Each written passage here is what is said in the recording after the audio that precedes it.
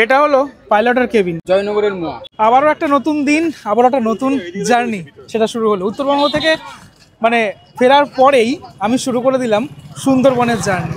এই মুহূর্তে দাঁড়িয়ে রয়েছি সোনাখালি ঘাটে, যেখান থেকে মেনলি সুন্দরবনের যাত্রা শুরু হয়। এই সমস্ত লঞ্চগুলো এখানে দাঁড়িয়ে রয়েছে, এই লঞ্চে করেই সুন্দরবনে আমরা যাত্রা করব। আমরা এবার এসেছি সুন্দরবন ভ্রমণ সাথীকে কন্ট্যাক্ট করে।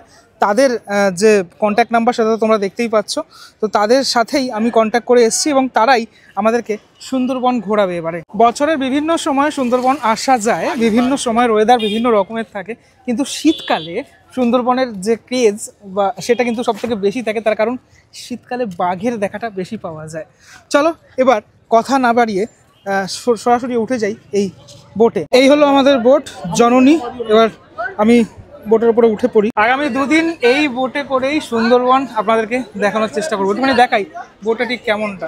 এরকমটা হয় যারা প্রথমবার জন্য আসছেন সুন্দরবনে, তারা দেখে নিন এরকমটা হয়। বসার যে অ্যারেঞ্জমেন্টটা থাকে সেটা কিন্তু খানিকটা ঠিক এরকমটা থাকে, অনেকটা এনাফ স্পেস। এটা হলো পাইলটের কেবিন, এখান থেকে কিন্তু চালনা করা হয়। এটা ছিল হচ্ছে ওপরতলা, আর এই হলো নিচের তলা। নিচের তলা অ্যাকচুয়ালি অনেকগুলো এরকম বেড রয়েছে, আর যেখানে মানুষজন তাদের লাগেজ রেখেছে। এখানে কিন্তু রেস্টেরও জায়গা। এই নিচেই রয়েছে একদিকে চেঞ্জ রুম আর একদিকে টয়লেট।